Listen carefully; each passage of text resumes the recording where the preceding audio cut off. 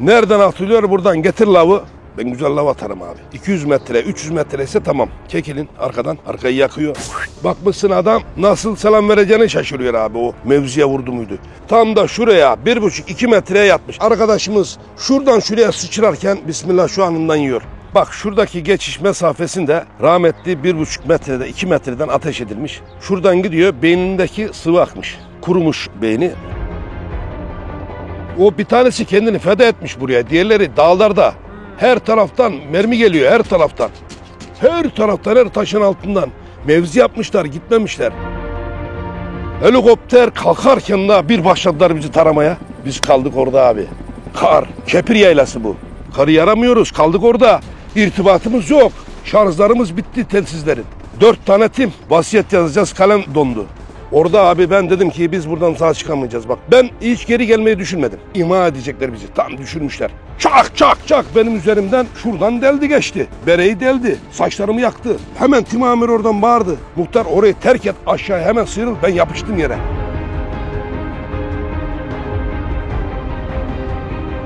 Sizi tanıyalım. 28 Şubat 64'te Samsun Bafra'da dünyaya geldim.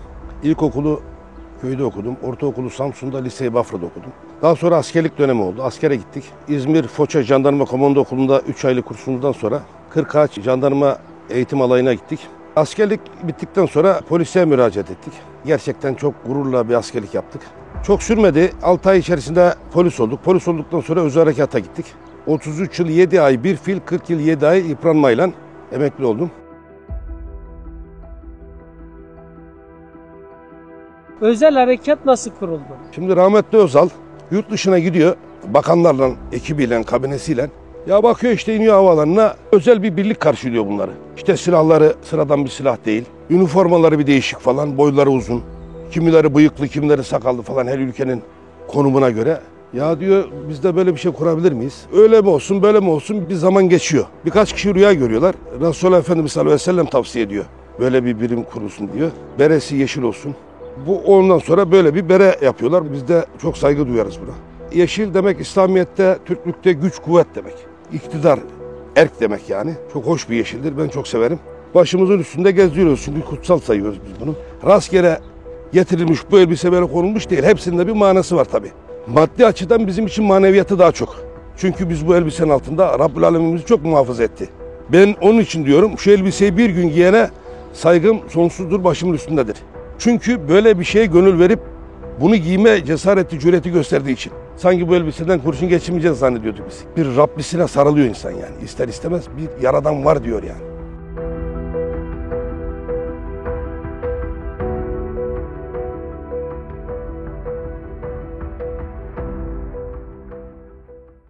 Abi yaşadığın en büyük operasyon nasıldı? 23 Nisan. Hava çok güzel. Tişörtleriniz böyle. Abi ancak benim şu üstümdeki üst var. Abi biz bir bindik. Allah dedik ya, çatışma var, gidiyoruz. Araçlarla geldik Arıcak merkeze. Helikopter bizi götürecek Kepir Yaylası'na.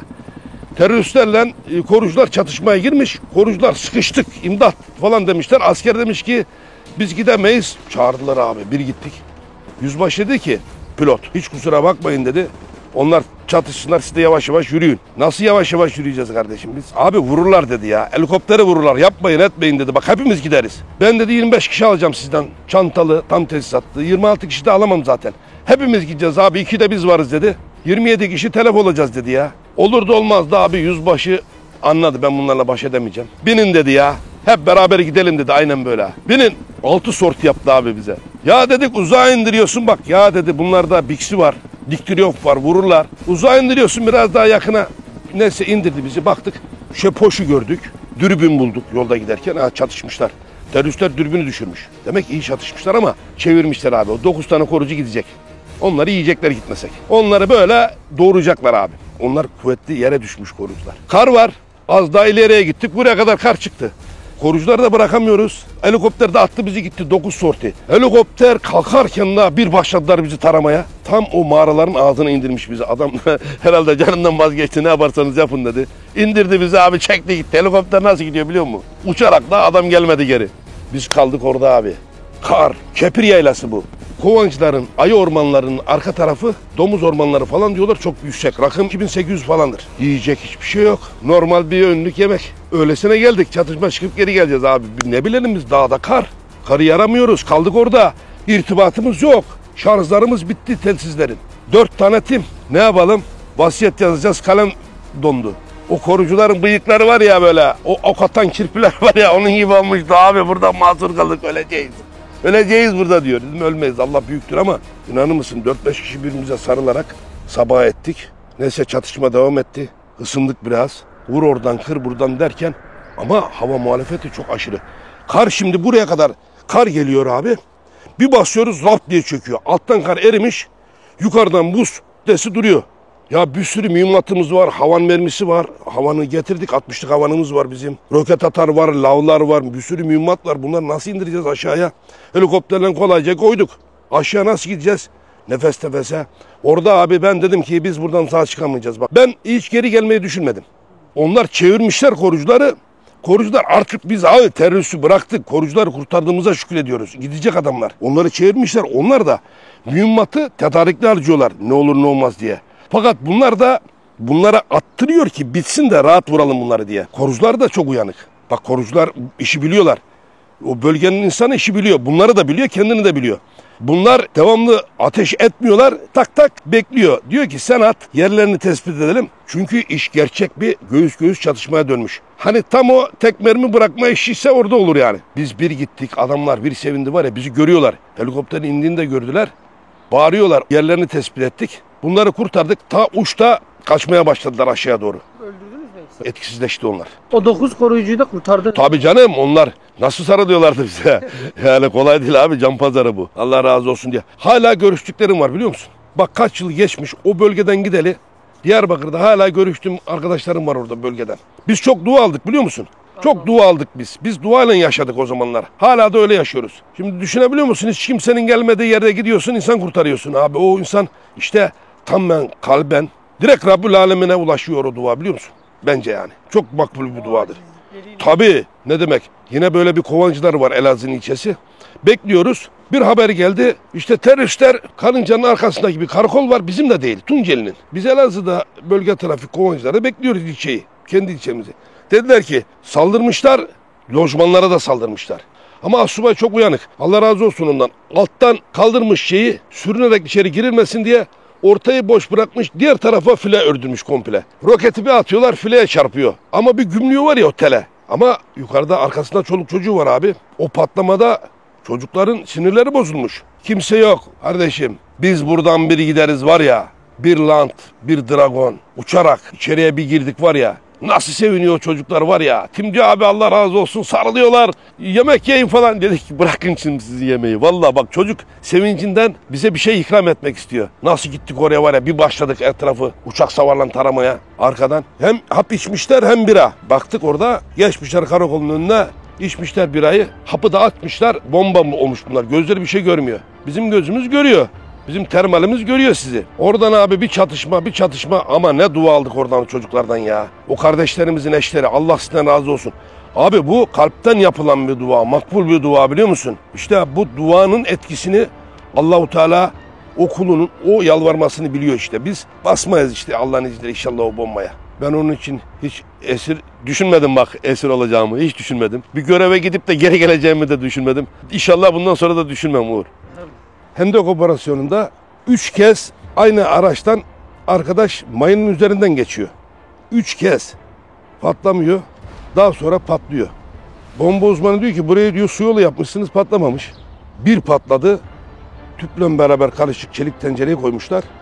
7-8 tonluk bir aracı ters çevirip parçalayacak bir güçteydi. Her şey hazır. Hadi maddecisin, niye patlamadı kardeşim? Niye patlamadı? Amanoslar'da Başlamış köyüne giderken bir ilçe var orada, Erzin. Pınarbaşı bombası yeni olduydu. 68 kilo bunlar koymuşlardı, 80 kilo. Patlatamadılar, olmadı. Patlamadı. Bu onun elindeyse her şey tamamdı. 6 yerine 8'e basmış. Telefona kurmuş. 4 tane rakam. 2, 4, 6, 8 o değişik basıyor. 8, 86. 68 yerine 86 yapıyor, patlamıyor abi. Ama aslında o kaç kere prova yapmıştır orada. Ne kadar uğraşmıştır aynı düzene patlatmak için. Güçlendirilmiş C4 koyuyorlar. Kaymakamlığın önüne, bir tarafta emniyet karakolu. Karşısına da geçiyorlar, çok az da bir mesafe. Dümdüz patlamıyor işte. Patlatmayan birisi var. Nasıl inanmayacaksın? Ondan sonra ona buna bahane bulmaya gerek yok. Rabbül Alemin olma dedim mi olmuyor. Ol dedim de hemen kimse de durduramaz. O arabanın altına yatmış, karşıdan direkt görüp patlatacak diğer arabayı. Arabaya koyup gitmiş, terk etmiş arabayı. Tam da öyle bir yere koymuş ki çok güçlü bir bomba, 80 kilo. O 2 tane binayı yıkardı yani bir taraflarını. Ve bizim 4 tane de arkadaş hemen yan tarafta kamyonede oturuyordu. Arabayı bırakıp gidiyor. Nöbetçi diyor ki nereye gidiyorsun abi, hemen markete gidip geleceğim diyor. Gidiyor gelmiyor. Diğeri de karşıda tamam diyor, arabayı bıraktım. 8-6-6-8 derken patlamıyor. Patlamayınca bir ihbar geliyor. Kaymakamlığa saldırıyorlar aşağıya. Kaymakamlıkta çatışma başladı, biz de başlatalım diyor. Bu defa bunlar yakalanıyor burada. Biz de o sırada araçların onların yanından geçtik, geri döndük. Efen silahı vardı şortlantının üzerinde. Bastık mermiyi, hemen bir tanesi orada hemen yaralandı, düştü. Başka zamanlarda söylüyorum, İranlı. Meram nüfusuna kayıtlı, oradan almış. Sahte bir kimlikle geliyor, orada yakalandı. O anlattı. Diğerleri etkisizleşince o anlattı, böyle böyle oldu diye patlamadı ve gittik baktık arabaya, bomba uzmanları geldi. Devreyi tamamlayamamış, yani basmamışlar dedi, her şey hazır. O zaman o patlasaydı biz de gidemezdik oraya. Çünkü 4 tane bizim kendi 8 kişiydik, 4 tane arkadaş gidecekti orada. Onların derdine düşecektik. Bunlar bu yandan kaymakamlığa basacaklar. Basmışlar zaten kaymakamı. Diğer arkadaşlar çatışmaya başlatınca biz hem oraya hem oraya gittik geldik. Böyle çatışma oldu orada. Demek isteyeceğim yani Rabbül Alemin izin vermedi patlamasına. Masum çocuklar da olabilirdi. Yani. Hiç böyle teröristlerin arasına düşüp seni fark etmedikleri falan oldu mu abi, böyle bir an yaşadın mı? Pusuya düşen biraz zor kurtulur. Çok zor kurtulur. Peki nedir? Çaresi pusuya düşmemektir abi. Onun için çok azam dikkat ederiz. Uçan kuşlardan, yerdeki izlerden buna çok önem veriyoruz. Çünkü öyle kolay değil abi. Adam sana hazırlamış, yatmış, mevzisini almış. Sen geliyorsun kurtulan. Ha ben kurtulurum ama diğeri kurtulamaz. Çünkü tek değilsin. Hat şeklinde geliyorsun. Bunun için işte düşmemek için, pusuya düşmemek için elimizdeki bütün bilgileri ortaya koyuyoruz. Bizden önce geçen var mı? Kuşlar uçmuş mu? Yeni kuşlar uçmuşsa burada adam yoktur. Biz geçiyoruz tabii. Köpeklerin havlama sesinden. Düşmana mı havlıyor köpek? Kurda mı havlıyor? Hayvana mı havlıyor? Korkudan mı havlıyor? İnsana mı havlıyor? Bunlar da çok önemli. Örgüt köye girdiği zaman havladığını bilirdik köpeklerin. Teröristler köye giriyor bak diyorduk. Çünkü korkudan havlamak başka, silahlı bir adamı gördüğü zaman havlaması başka. Bunlar hep yaşanarak, tecrübe edilerek bilinen şeylerdir. Çöp disiplini, ses disiplini, ışık disiplini. 17 kilometreden burada sigara içildiğini söylüyorlar açık arazide. Bu dağa da yaklaştığı zaman daha ne olur? Çöp attın. Kim geçer abi insanların geçmediği, vahşi hayvanların olduğu yerde? Ya terörist geçer, ya asker, ya polis geçer değil mi? Uz harekatçı geçer. Onun için onun yeni mi atılmış, eski mi atılmış olduğunu bakıyorsun. Bıraktığı çöpe bakıyorsun. Siz çöp bırakmıyordunuz değil Yok mi? kesinlikle. Ya gömüp üzerine örtüyorsun diğer otlarla ya da bırakmıyorsun. Daha sonra olursa olsun biz yokuz zaten. Daha sonra ya amacımıza ulaşmışızdır, operasyon bitmiştir. Görsen olur, görmesen olur. O şeyi bulsalar ne olur, bulmasalar ne olur yani o attığımız çöpleri. Işık. Gece bir çakmağa çak, bak nerelerden seyrediyorsun görüntüyü. Ufak bir çakmak sanki yıldırım çarpmış gibi görünüyor karşıdan. Böyle aydınlık görüyor zifiri karanlıkta. Evet bunlar çok önemli. Ki bu da hem seni hem diğer arkadaşlarını pusuya düşürür, tehlikeye atar, sıkıntıya koyar yani. Onlara özel talimat vardı bizzat. Özel harekatla temasa girmeyin. Çok garanti olmazsanız pusuya düşürmeyin. Düşüremezsiniz. Kurtulurlarsa siz yem olursunuz diye talimatı var. Yani karşılık temasa girmeyin onlarla diyor. Çünkü profesyoneller sizi götürürler diyor. Terörist de biliyor zaten. Şu anda pusu atılmışsa asker mi polis mi attı, uzman mı attı, jöhler mi attığını onlar da biliyor zaten. Yanınızda şehit olan arkadaşınız oldu mu? Evet içimiz yandı, bağrımız yandı. Celil Dağ rahmetli kardeşimiz. Biz çok az zayiat veren bir birliktik o zaman. Bizi karıncanın yuvasına sokup da hiçbir karınca değmeden gelen bir birimdik oldu abi. İşte çok büyük grupmuş. Adam kamufle etmiş kendisini, gizlenmiş, beklemiş gelsin diye. Şarjörü dolu, kurma kolunu çekmiş. Bir tek yapacağı 1 santim değil bile bir parmak çekmek. O genç arkadaşımızı şehit verdik orada. O dediğim yerde bak. Bir havan atılmış ne olduysa bilmiyorum nereden. 2 tane asubay şehit. Asker diyor ki gitmeyin abi diyor. Her taraf kaynıyor diyor. Helikopter ya da uçak gelecek diyor. Bizimkiler bir kısım bunu duymuyor gidiyorlar. El bombası atarak, mevzi alarak gidiyorlar ha öyle bir çatışma oluyor. Rahmetli arkadaşımız tam 1 metre yok açık alanı bak. 1 metre yok kafasından alıyor mermiyi. Şurası taş. Abicim şurası taş. Bunu taş kabul edelim. Yani örtü, gizleme hepsi var diyelim. Şurası Tam da şuraya 1,5-2 metreye yatmış abim. 2 metreye yatmış. Arkadaşımız şuradan şuraya sıçrarken bismillah şu anından yiyor. Bak şuradaki geçiş mesafesinde rahmetli 1,5 metrede 2 metreden ateş edilmiş. Şuradan gidiyor, beynindeki sıvı akmış. Kurumuş beyni. Ya mukadderat. En baştaki adamı vursaydı bunlar olmayacaktı. Kimse gitmeyecekti oraya değil mi mesela? Ama tam ortadan vuruyor. Mukadderat, onun vadesi dolmuş. O en güzel yerde. O bir tanesi kendini feda etmiş buraya. Diğerleri dağlarda. Her taraftan mermi geliyor, her taraftan. Her taraftan, her taşın altından. Mevzi yapmışlar, gitmemişler. Bir uçak sesi geliyor gibi bir ses geldi. Meğer uçak sesi değil, helikoptermiş. Helikopter Kobra. Şimdi biz onu daha sonra, yıllar sonra Diyarbakır'a gittiğimde anlatıyorlar. Diyorlar ki özel harekatı bir görecektin diyor yüzbaşı. Abi böyle bir şey görmedik diyor ya. Resmen diyor adamlar diyor böyle yiyor o teröristleri diyor. Çalışmanın içerisine biz yine devam ediyoruz. Bize gitmeyin, helikopter gelecek diyorlar ama canımız yanmış abi. Bu iş çıktı artık, helikopter uçak ne gelirse gelsin. Nereden atılıyor? Buradan getir lavı. Ben güzel lav atarım abi. 200 metre, 300 metre ise tamam. Çekilin arkadan. Arkayı yakıyor. Bakmışsın adam nasıl selam vereceğini şaşırıyor abi o mevziye vurdu muydu. 3000 santigrat derece ısı veriyor orayı. Yakıyor. Vurdu muydu ikinci patlamayı yapıyor. Nereden gelirse artık. Ondan sonra ne oluyor? Ateş üstünü ele almışız. Biz koordine ediyoruz artık o bölgeyi. Arkadaşı sıçratıyoruz. Onlar diyor bak şuradan geliyor. Keskin nişancımız oraya ateş altına alıyor. Onlarda da var. Kanas dediğimiz keskin nişancı var. Yerin güzelse, güzel mevzi almışsan çok da güzel takip edersin. Yönlendirirsin. Telsizin varsa telsizden yönlendirirsin. Sağdan girin. Şimdi biz böyle devam ede yakın çatışa devam ettik. Helikopter bir geldi. Bir vurdu. Ondan sonra bunlar zayıfladı. İşte orada 2-3 tane de teslim olan oldu. Diğerleri sarı torba oldu. O gün çok uzun sürdü. Yerler hep mermi. Kovandan geçilmiyordu. Göğüs göğüse çatışma oldu. İşte o grup orada imha oldu o yıl. O yıl bitti oraya gelenler. Hani bizi sokmuyorlardı oraya. TC'nin hiçbir tane resmi askeri yoktu orada diyorlardı ya. Onlar yok şimdi. Ondan sonra da öyle tutunamadılar orada. Oradaki bölgedeki insanlar biliyor orayı. Rahatladılar yani. Koordineli operasyonlar oldu ondan sonra. 93-94 yılları bunlar. Şimdi şöyle ilerliyoruz tamam mı? Elimizde M16'lar arka arkaya. Gündüz açık arazide timciler arka arkaya sırt sırta gitmez abi. Kesinlikle göremezsin bak. Ya biri oradadır ya bak biri oradadır. Buradaki görünen arazide insan göremezsin sen. Ne zaman görürsün biliyor musun? Onlar buranın emniyetini almış sağlamsa buradaki adam bunun yanına geçerken burası sağlam ateş altında deyip hemen onun yanına geliyorsun. Şimdi burasının ateş altına aldık mı? İlerliyoruz biz şimdi. Oradaki buraya geliyor bu defa. Buradaki onun güvenini alıyor, oradaki buraya kadar geliyor. Böyle lambur lumbur gitmiyor. Hele de çatışmada. Çatışmada kesinlikle tek başına iş yapamıyorsun. Normalde intikal gibi değil bu. Çatışma başlamış. Buradakine soruyorsun orası nasıl? Nereden mermi gelen yer var mı? O diyor ki şuradan geliyor. Şurayı ateş altına alın size yardıma geleyim. Koşuyor buraya onlar atarken.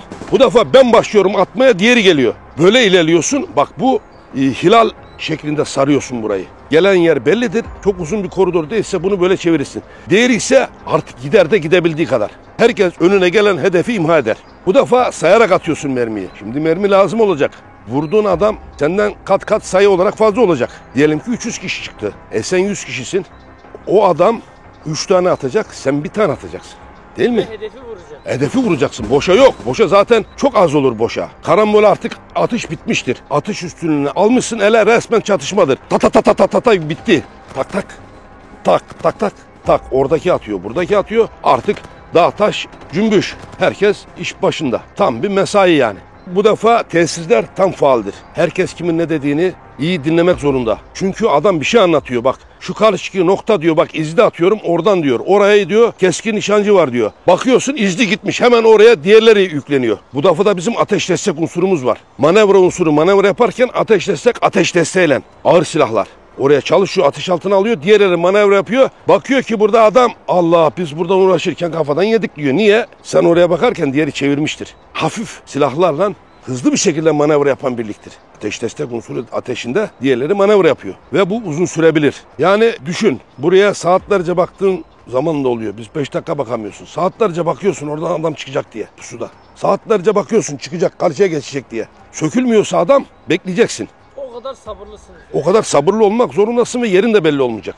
O illaki bir açık verecek. Duramayacak. Onlar da arazide nasıl tutunacaklarını biliyorlar. İşleri güçleri arazide. Keşke bir kameramız olsaydı da sen orayı canlı görseydin. Bunu tatbikatını da yapıyoruz biz. Kurslarda yapıyorduk. poşu giydirip bir yerde. Diğerlerimiz de böyle bir tatbikat oluyordu. Her an ölümle iç içe olmak nasıl bir duygu? Ben hiç düşünmedim bir göreve gidip geri gelemeyeceğimi. Ya Allah deyip gidiyorduk. Hiç düşünmedim. Acaba bugün geri geleceğiz mi bu görevden? Bu operasyondan sağ çıkacağız mı diye hiç düşünmedim. Ya da herkes mi öyleydi onu da bilmiyorum. Güle oynaya gidiyorduk. O da herhalde imanla alakalı. Herhalde yani bir güvendiğimiz çok büyük olduğu için ufaklardan zarar gelmeyeceğini bildiğimiz için demektir yani. Hatta bir keresinde askerler açıklantıdan gidiyordu jörler. Kadın bağırıyordu bizi görmüyor. Biz bu yanki manevra aldık. Bunlar böyle çıkarken kadın bağırıyordu üzüm tarlasında. Dedim ki ben arkadaşlara bu kadın bir şey söylüyor duralım. Ya durmayalım ya duralım bir dur dedim ya. Arkadan konvoy geliyor olsun. Durduk toz duman zaten. Hayırdır teyze? Ya dedi pusuya dedi teröristler orada ileride. 3 Ocak köyüne giderken. Çok dedi terörist var orada çok.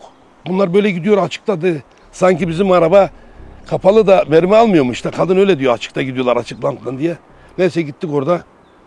Öyle anons ettirdik. Durduk gerçekten pusu atmışlar abi. Bak Allah razı olsun o teyzeden. Girmedik oraya direkt durduk. Araçlar hemen yanlardan yunlardan falan pusu atmışlar. Yani böyle görevlerimiz de oluyor yani. Eğitimde ne görüyorsunuz? Bu kondisyonu sağlamak için spor. Çok ciddi bir sporlar oluyor sabahları. Akşamları da oluyor. İntikaller oluyor. Yürümeler. Oradaki ortama uyum sağladıktan sonra vücut eğitimleri de yavaş yavaş başlıyor. Yemekler öyle bol yok. Suyu iç yat yok. Her şey ölçüye göre. Hızlı bir tempoya giriyorsun. Helikopter eğitimi, kayadan iniş eğitimi, binadan iniş. Hani bu testlerde ruhen ve fiziken olgun olma var ya, her şeye uyma. Evet. Mesela adam yükseklik korkusu vardır. Yükseklik korkusu var diye helikoptere çıkamayacak. Binadan inecek. İşte bir bakıyor aşağı ki uçurum. Önünde bir tane ip. Bu ip beni taşımaz korku falan. O da gidecek. Yok öyle. Tatbikatlar, eğitimler neyse onu yapacaksın. Bugün araçtan inip binme, pusuya düşme, pusudan kurtulma eğitimi var. Daha sonra her gün 3 kilometre, 4 kilometre artırarak yürüyorsun. Eğitimi katlayarak başlıyorsun. Ondan sonra intikaller var. Bir gün yürüyorsun. Yemek çok azdır. Biraz sudur. Devam ediyorsun. Travers eğitimleri vardır. Haritayla yön bulma. Haritayı veriyor, planı çiziyor. Buradan bulacaksın diyor. Pusula elinde. Haritayı biliyorsun. Nokta var orada. O noktada da bir işaret var. Onu alıp geleceksin. Veyahut da birileri bekliyor orada. Bilmediğin hiçbir yer. Biz İzmir, Urla'da gördük. Bilmediğimiz bir yer. Armut Dağları. Armut Dağları gözle görünmüyor. Yürü Allah yürü yürü yürü günlerce. Orada verilen noktayı buluyorsun. Artık çok iyi bir iş yapmışsan arabayla getiriyorlar. Yoksa hadi bakalım aynı yeri geri yürüyeceksin. Bu da bir gününü alıyor yani. Koş oraya, koş buraya. Git buraya, gel buraya. Gece eğitimi, gece atışı, gündüz atışı, spor, silah eğitimleri, tabanca, tüfek, makinalı silahlar. Bir de bunun tatbiki. Direkt üzerinden 50 santimden mermi geçiyor. 870 tane mermi atıyor. Şeridi bir döşüyor buradan altından sürüneceksin. Hadi kaldır kafanı. Hadi film çevirelim bakalım nasıl olacak abi. Şakır şakır şakır. Kulaklarından geçiyor resmen üzerinden mermi. O mermi sesine alışıyorsun işte. O mermi sesini unutmazsın. Bir de dönüyor sana şimdi de diyor Kaleşnikov'dan atıyoruz. Bak farz et ki terörist atıyor. Sürüneceksin. 25 metre 50 metre. Sürünüyorsun süreli atıyor üzerinden. Yalıyor böyle silah. Şimdi de şu silahla atıyoruz. G3'ten hadi bakalım. Atılan silahın şaklamasından hangi mermi geliyor sana? Hangi silahtan mermi atılıyor? Bunun en ayrıntılı incelikleri bu. Bu seni vuran bu olacak. Kurşun girecek. Yanlış yaparsan yersin bunu. Buna göre hazırlan. Oradan biliyorsun. Silah sesinden de tanıyorsun. 2 tane silah atılsın. Hangisi Kalashnikov, hangisi M16 ayırt edebiliyorsun. Bunlar ciddi konular. Burada bir şey oldu mu eğitim zayiatı oluyor. Yapmayacaksın. Söylenenden ayrıca bir şey yapmayacaksın. Kalkmayacaksın oradan. Gerçek mermi geçiyor. Şakır şakır geçiyor hem de. Onu unutmazsın. Hadi bakalım o merminin bir nesneye vurduğunu tatbikatını yapıyorsun. Hemen hedefi koyuyorlar altındasın. Yanındaki vurulan arkadaşının o sesini oradan anlıyorsun işte. Biliyorsun o ses aşina. Bazı şehirlerde oluyor çatışmalar. Korucular da atıyor, özel güvenlikçi de atıyor, polis de atıyor, asker de atıyor. Şehire bir yerden bir baskın oluyor. Bir taciz atışı oluyor, herkes atıyor. Sen bunun onun olduğunu anlıyorsun, anons ediyorsun. Bak diğerleri müdahil olmasınlar. Teröristlerle biz kalalım. Girmeyin araya kardeşim. Atıyor korucu. Mermisi var silah elinde. Artık ona atıp da kendine bir cesaret mi bulmak istiyor bizim korucu? Bu defa senin işin zorlaşıyor. Bunu biz anlıyorduk. Kale işte atıyorlar ama orada acaba teröristler oraya da mı geldi? Meğer korucu atıyormuş. Onu da anlıyorsun. Bunlar bu eğitimde daha sonra yaşayarak anlıyorsun. Biz bunun gerçek manada tatbikatını ve yaşayarak gördük yani. Teröristin sıktığını da gördük. Benim başımdan buradan geçtiği zaman o sesi ben biliyorum. İlk görevimizde işte her taraf kaynıyor abicim. 93 yılının sonları. Nasıl terörist? Görsem var ya, bir çıkıyoruz Arıcak bölgesine. Hemen merkezden aşağıya indik mi ateş ediyorlar. O kadar özgüven gelmiş ki kendilerine. Yıllardan beri orada kalmışlar. Komando bölük komutanı, ilçe bölük komutanı, kaymakam yazı yazıyorlar. Diyorlar ki artık köylülerden çok şikayet geldi. Köye geldiler gitmiyorlar. Öyle böyle değil. 150-200 kişi. Bizim şube müdürü de geldi bizimden. Dedi ki bir görelim bu yakından görenler, konuşanlar. Ne söylediklerini, ne yapmak istediklerini, köylüyle ne olup biteni anlatalım diyorlar. Şimdi bunlar gündüzden mülakatı yaptılar. Kaç kişiydiler? Grup hakkında bilgi alıyor şimdi bizimkiler. Kimdi? Ara sıra da böyle terörden aldıkları bir terör liderlerinin resimleri var. Hacı dayı bu muydu? Buna benziyordu diyor. Bu diyor biraz diyor genç resmi o diyor. Bunu diyor biraz kırlamıştı kafası diyor. Bununki diyor saçları döküktü. Bunun saçları bayağı var diyor falan. Eski resimlerden almışlar. Grup hakkında bilgi alınmış da gelinmiş. Yani biz o zaman bilmiyoruz. TEM şube yani terörle mücadele şubeden bilgi alınmış. Öyle ham bilgiyle gitmemişiz. Bilgi edinilmiş örgüt hakkında biz öyle gittik. Ama adam dedi ki o yaşlı adam, o amca bak hiç unutmuyorum. 28 sene dedi biz resmi elbiseli kimse görmedik burada dedi oğlum dedi. Biz zannettik ki dedi gerçekten bunlar burada kaldı kurdu bunu. Ama dedi o kadar da saf değiliz biliyoruz dedi yani. Bir gün gelecek asker, polis, zabit dedi gelecek bunları yerlendirecek biz de biliyoruz. Ama gelen yok giden yok dedi sabırla bekliyoruz. Bunlar buradan gitmeyince köylü artık gına gelmiş ya ne yapacaksanız yapın. Ama örgüt bilmiyor. Bak burada çok güzel bir akıllık yapmışlar. Hiç kimsenin haberi olmadan, hiç bilgi sızmadan bu şikayeti yapmışlar. Bir görev emri, iller arası. Bingöl karşıda bekliyor. Diyarbakır öbür tarafta. Muş hazır bekliyor, gelmiyor. Çağırınca gelecek. Abi bizden bir görev bize 4-5 tim. 5 tim, 23 kişiden bir dağıldık biz. Gündüz arazi taraması, gece pusu. Akşam geldiler. Bizimkiler geldi akşam abicim hayvanların arasından. Akşam ezan okumaya yakın abdest almaya indik biz 3 arkadaş. Dedim ki lan tilki, çöl tilkisi vardı. Dedim kaç tane çoban var? Allah ben de saydım 6 sen de 7. Aynen böyle. Dedim daha fazla. Arkadan emekleyenler de var. Hayvanlarla beraber bize doğru yaklaşıyorlar.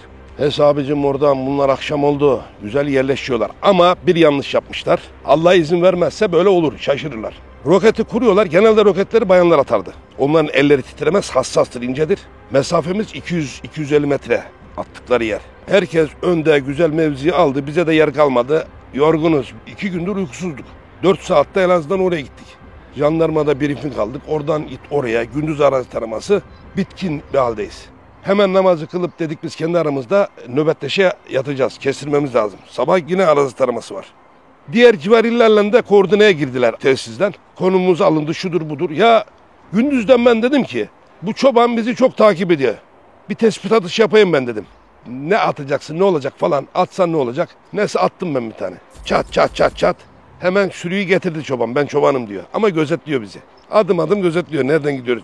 O hakim de biz vadinin arasında. Akşam konuşlandığımız yerde belli zaten. Ama bizim abiler önlerine güzel kuvvetli taşları yığdılar ya. Daha bize burada bir şey olmaz hesabı yaptılar. Neyse abicim ben yatsı namazını kıldım. Kafamı koyarken daha gitmişim zaten. Bir gürültü koptu. Karşıdan attılar. Gönündü köyünden attılar abi dedi bizim bir arkadaşımız vardı İsmet. Tim amirine. Karşıdan 3 tane izli mermi geldi. Mermiler geldi. Ben attılar falan derken giderken gördüm. Gelirken onlar görmüş. Giderken de ben baktım gidiyor. Ama öyle bir koşarak geldi ki arkadaş. Hemen o attı kendini mevziye. Bu yandan başladı. Uçak savar. Bixi. Ha uçak savar ha Bixi abicim. Veriyor mermiyi. Yalıyor böyle. Ah o acı ses geliyor. Bir tane roket attı bunlar. Roketi dedim ya hesabını yapamamışlar. Normalde örgüt gündüzden çizer taşın üzerine. Şuraya koyacak. Hesaplamasını yapar. Akşam saati gece oldu muydu karanlıkta atacaksa hemen rap diye bulur. Karanlıkta tutturamaz öyle. Evet tutturamadılar. Bir tanesi geçti bir ışık topu üstümüzden. Yanarak gidiyor böyle. Öbürü de daha öne düştü. Ondan da etkilenmedik. Onlar zannetti ki biz bunların üzerine roketi düşüreceğiz. Yaklaşıp diğerlerinin ateş desteğiyle bunları imha edeceğiz. Biz ateş üstünlüğü ele aldık. Orada biri düştü tabii. Daha sonradan anladık gece. Aydınlatma atma dediler. Ben yine inadına attım. Orada karanlıktan silüetleri görününce silüete ateş etmeye başladık biz. Orada bir ateş üstünlüğü ele aldık. Ondan sonra çevirdik. Gece inmedik hedefe. Ne olur ne olmaz. Gece bu tuzaklanmış olur bilmem ne olur falan hesabıyla. Biri orada düşmüş. Biri ta aşağıda. Diğeri de Servi karakolu var oraya yakın. Bir köy karakolu var Bingöl'ün, orada ölmüş. 3 tane orada. Allah'a şükür bir şey yok. Planı güzel yapmışlar. Biz hiç tahmin edemedik. Biz pusuya atmıştık aslında. Arkamızda da bizim başka bir tim var. Bizim emniyetimizi almış tim de var. Çünkü önümüz bayağı açıktı. Görünüyordu. Fakat biz sırayla nöbet tutacağımız için ben yatmışım. Namazı kıldım. İyi ki de kurban oldum Rabbime, namaz kılarken olmamış. Gerçi şehit olurduk, daha iyi olurdu. Namazda şehit olurduk. Abdestimiz varken de yatmıştım. Bu o diğer köyden işaret fişekleri atıldı ya, izliler çatışmayı başlatın demiş. Bunlar görüşmüşler kendi kanallarından. Veyahut da o yukarıdan planını yapmışlar. Biz bunlar akşam burada üstlenecek. Çünkü mevzi kazmıştık biz oraya. Bunlar burada kalacağı belli. Ama biz diğer tim oradan gelecek diye tahmin ettiğimiz için böyle rahattık burada. Ama tecrübe tabii, ben daha sonra anladım. Geldi adamlar kurdu, roketi attı. İlk roket boşa düştü. İkinci roket üzerimizden açtı, düşmedi. Eğer düşse bizi resmen imha edecekler. Oradan şimdi o izli mermiler geldikten sonra bunlar bir kişiyi kurmuşlar. Roketi de ayarlamışlar. İmha edecekler bizi. Tam düşürmüşler. Roketler açtı. Bundan sonra şakır çakır başlayınca uçak savar. Çak çak çak benim üzerimden şuradan deldi geçti. Bereyi deldi. Saçlarımı yaktı. Ondan sonra ben kafamı nasıl vurdum bilmiyorum. Vurdum mu vurmadı mı? O cengamede artık can pazarına düştük. Adam kurmuş, çok güzel atmışlar, çok güzel plan yapmışlar. İlk attığı, daha sonradan baktı ki bunlara bir şey olmadı, değiştirdi tabii atışını. Şak diye bir vurdu, hemen Tim Amir oradan bağırdı. Demek ki ben nasıl bir bağırdıysam Allahu Ekber mi dedim, hatırlamıyorum o anı. Çak vurdu, yanık kokusu geldi, saçlarım yanmış. Tim Amir'i bana oradan muhtar orayı terk et, hemen aşağı inin, aşağı inin deyip o da ben de vuruldum diyor. Biz anladık, 80 kişilik bir grup diyorlar, biz 18 kişiyiz, bizi güzel çevirmişler. Vurunca muhtar orayı terk et, aşağıya hemen sıyrıl, ben yapıştım yere. Cigara kağıdı gibi oldum böyle ama hala şakır şukur mermiler geliyor. Arkadaki tim anons ediyor, diyor ki bizi atmayın. Ya biz atmıyoruz size. Bizden sekenler geliyor zaten onlara. Onlar da zannediyor biz onları atıyoruz. Bilmiyorlar o yandan atıldığını. Biz de bu yandan ateş üstünlüğünü ele alınca ben ilk fırsatta artık bıraktık. Botu bıraktık. Uyku tulumun içerisinde yuvalanarak ben aşağı indim. Diğer taraftan bu yandan geçerek başladık biz de çatışmaya. Atmaya başladık. Bu sırada roket atan bayan vurulmuş. Biz mi vurduk, onlar mı vurdu, vuramadın diye bilmiyorum onu. Ondan sonra aşağıya düşüp orada kaldı o. Daha sonra devam etti çatışma. Ben aydınlatma attım. Aydınlatmadan bunların sürüyetine biz başladık taramaya. Yine görünüyor, kaçışıyorlar. Kaçışıyor, grup çok kalabalık. Oradan o karşıdaki grubun kaç kişi olduğunu bilmiyoruz. Şemdin Sakın grubunun kendi yanında olanlarının en az yine bir 100 kişi koruması vardır onun yanında. Biz buradan aşağıda diğer çevirdik, aşağıda kaçtıklarında bir kişi de orada düşmüş kalmış. Neyse biz devam ettik. Dedik gece inmeyelim. Aydınlatma atalım, öyle inelim. Bu defa dayanamadık. 2 kişi, 3 kişi örtü ve gizlenmeden faydalanarak, sürünerek baktık. Hakikaten düşmüş. Biri kalmış orada. Aydınlattık orayı. Baktık kaçmış. Biz yine orada gizlendik. Yani böyle bir çatışmaydı. Bizim bir arkadaşımız vardı. Ona ben yetişemedim. O aynı bölgeye gitti. Gece yaralandı. İlk görevinde kalçasından yara aldı. Geçen hafta da rahmetli olduydu. Hasan Parlar. Allah rahmet eylesin. Aynı benim kursta da beraber arkadaşımdı. Kanserden rahmetli oldu geçen hafta. İlk görevinde vuruluyor. Geliyor terörist. Bunlar bu köye buradan giriyorlar. Onlar bu yandan köşede buluşuyorlar. Bu en artçı. Teröristlerin de en öncüsü. Haval diyor. Yol girişi burasıydı değil mi diyor. Bu tabii ilk defa gelmiş adam. Ne yapacağını bilmiyor Hasan bizim. Ölük buna bir çakıyor. Bu da oraya. Kaleşnikov'un oradan giriyor mermi. Atmaya devam edemiyor terörist. Olacak dedim ya, oradan kurtarıyor. Getirdik biz o silahı. Tam o mekanizmadan girmiş abi, o taraf patlamış yani, gitmiş, daha çalışmıyor silah. Sıkıyor 3-4 tane, o sıktığında zaten kalçasına geliyor taşın üzerinde. Ondan sonra Hasan bir yıkılıyor yere, o atmayla beraber küt gidiyor. Terörist oradan karnından da alıyor böyle vurunca. Karnından bir tanesi göğsünden, 2 tane terörist oraya düşüp kalıyorlar. Ondan sonra muhtar ışık yakıyor. Bize mi yakıyor, teröristlere mi yakıyor belli değil. 2 grup giriyor. Hasan da öyle orada yaralanıyor. Allah işte kurban oldum Rabbim. Geçen haftaya kadar yaşattı onu. Ondan sonra kanserden Hasan öldü. Şimdi bizde şehitlik çok mübarek bir şeydir değil mi? Hepimiz biliyoruz. Şunu diyorum ki ben, özellikle genç izleyen kardeşlerimize, İslam dışında hiçbir davanın cenneti yoktur abi. Bak ne yaparlarsa yapsınlar, gayeleri İslam olmayan hiçbir şeyin karşılığı cennet değil abi. Ben onu yaptım, ben bunu yaptım değil abi. Allah yaptırdı mı yaptırır, yaptırmadı mı da bırakır. Onların bu memlekete, onların hakim olmadığını Allah bize, karşılarına bizi gösterirse ne mutlu. Biz bu mücadeleyi verdik bunlara. 80 yıllık Amerika'nın planının içerisinde olan bir projeydi bu. Ama biz o yıllarda canımızdan, kanımızdan, çoluk çocuğumuzdan, gençliğimizden emanet aldık yaştan o gençliğimizi bugünlere kadar getirdik. Onun için diyorum abi bu coğrafyada bizim Kürdü, Türkü, Lazı yok abi yok. Biz şu bayrağı Türk bayrağı diye almışsak altında gölgelenip savunacağız abi. Bunu ben yaptım. 33 yıl 7 ay bir fiil şu bot ayağımdan çıkmadığı günler oldu. Şu ayağımın burasında benim kıl yoktur abi. Botun böyle vurmasından çıkmıyor bir daha. 4 gün 5 gün ayağımdan çıkmadı abi. Yani biz kar suyuyla abdest aldık, namaz kıldık. Şehadete erişebilelim diye olmadı. Şehitliği ben çok iyi biliyorum. Öldükten sonra şehit zaten biliyor. Şehitlere benim hiç üzüldüğüm yok. Allahu Teala'nın en büyük mertebelerine ulaşmıştırlar. Kalan çocuklarına o babasızlık hasretine dayanamayacaklarını üzülüyorum. Ha onlar bilse baba sen git bir daha şehit ol derler. Çünkü onlar ölü değiller. Peki abi bu Pöh'te herhalde 2 farklı çalışma alanı var. Bir dağda bir de şehirde. O nasıl oluyor? Dağda bir görev varsa asker bizden takviye birlik istediği zaman araziye de gideriz. Meskun mahal çatışmaları falan meskun mahal eğitimi de alıyorsun. Arazi eğitimi de alıyorsun. Ha şu değişebilir. Yarın öbür gün başka bir şey olur. Mesela bizim uçak operasyonlarımız da var. Uçaklara da operasyon yapıyorsun. Gemi operasyonu da yapabiliyorsun. Bunun eğitimi var. Mesela ben tren eğitimi aldım. Tabii gece 12'den 12.30'dan 1'den mühendisler kalıyordu biz Bursa'da çalıştığımız sürece. Saat 5'e kadar 6'ya kadar tren eğitimi yapıyorduk gece çalıştığımız sürece. Diğer gece başka bir tim çalışıyordu. Ondan sonra yine biz çalışıyorduk. Vatmanlık da vardır yani. Bu arkadaşlar tren de sürebiliyorlar. Tabii vatmanlıdırlar. Hepsi öğrenmişlerdir. Bir vagonda 300-400 kişi olabiliyor. Oranın vagonları da büyüktür. Bunun eğitimini aldık biz mesela. Bir özel harekatçı karada giden her türlü aracı sürebiliyor. Şunu da iddia ediyorum. Hepsi de her türlü silah kullanabiliyorlar yani. Çünkü 3 günlük 5 günlük değil. İşte bunun için yılgınlık olmasın diye gönüllülük esası var. Bunu öğreneceksin. Madem bu sofraya oturdum bu pilav bitecek yani. O misal böyle bir görüş böyle bir anlayış içerisindeyiz biz. Abi o berenin üzerindeki abimde Evet. bir kartal var. Onun bir hikayesi var mı? Ölçülmüş, biçilmiş, en iyi şekilde yapılmış. Şimdi burada M16 bizim simgemizdir silah. Bizim o anda o şartlarda en güzel kullanacağımız silahtır. Çok deliş gücü yüksek. Öldürmeden ziyade yaralama pozisyonda olan bir silah. Yani yaralıyor. O yaralı diğer 2 kişiyi de yanına meşgul ediyor. 3 kişiyi birden ekaret ediyorsun. Savaştan saf dışı bırakıyorsun. Onlar zaten düşman öyledir. Ölüsünü bırakır kaçar. Ama o 2 kişi kaçtı. Şimdi kaçamadı. O bağırıyor, yakıyor da çok. Beni götürün burada bırakmayın falan. 2 kişi de onun koluna görüyor 3 kişi. Daha sonra çevirirsin gereğini yaparsın. O mermiyi aldı mıydı yaşamaz zaten o. Kangrenden şuradan buradan gider. Şimdi M16 çaprazdır. Bak kanatlar M16'dan beraberdir. Burada polis teşkilatının arması var. Üzerinde de ay yıldızımız var. Kanımızdan oluşan bayrağımız. Kartal 2 kanadını geriyor. Emniyet Teşkilatı Türkiye ve Doğu ve Batı. Kartal'ın kanatları biri doğuyu biri batıyı gösteriyor. Şöyle koyduk mu? Siz emniyettesiniz.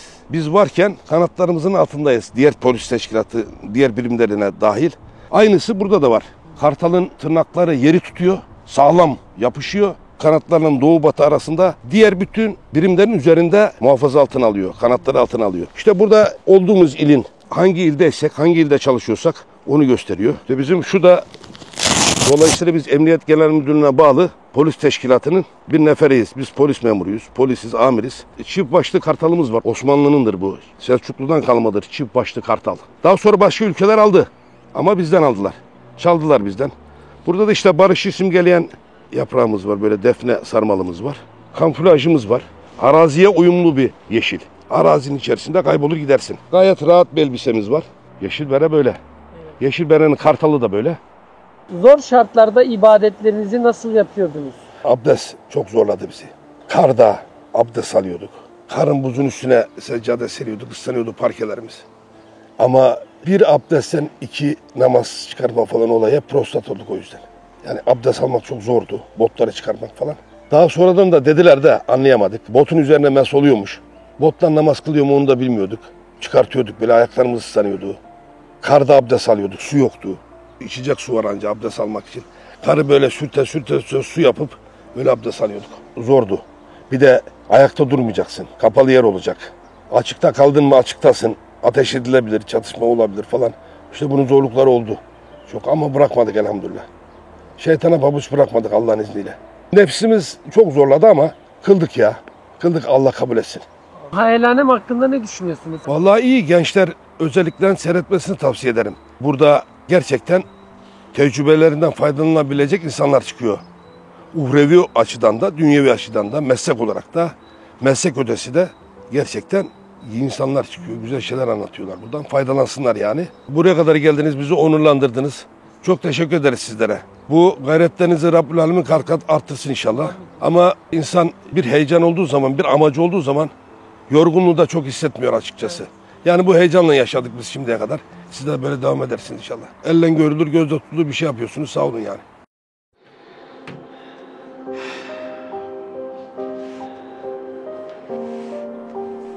Olmazsa olmaz zannettiğiniz dükkanların içinde öleceksiniz. Bu işi bitirmezsem mahcup olurum zannettiğiniz atölyelerin içerisinde son nefesinizi verip gideceksiniz. Gençliğin de gidecek. Aldığın tatlar da gidecek. Heyecanın da gidecek. Tek tek gideceksin. Binanın taşları gibi her gün dökülüyorlar. İstesen de istemesen de. Allah aşkına o gün geldiğinde sizi, bizi ne kurtaracak? Bahtına düştüm ya Rab, bahtına düştüm ya Rab, bahtına düştüm ya Rab, bahtına düştüm ya Rab.